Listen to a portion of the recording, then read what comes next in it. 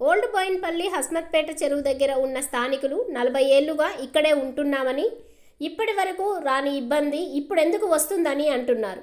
మొదట చెరువు చుట్టూ పుడికలు తీయండి, అప్పుడు ఎలాంటి ప్రాబ్లమ్స్ రావని స్థానికులు ప్రశ్నిస్తున్నారు.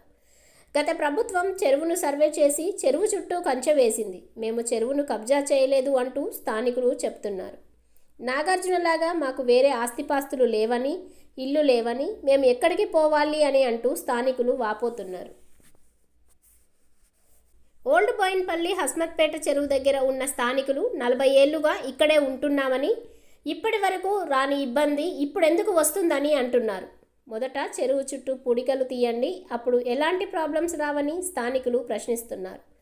గత ప్రభుత్వం చెరువును సర్వే చేసి చెరువు చుట్టూ కంచె వేసింది. మేము చెరువును కబ్జా చేయలేదు అంటూ స్థానికులు చెప్తున్నారు.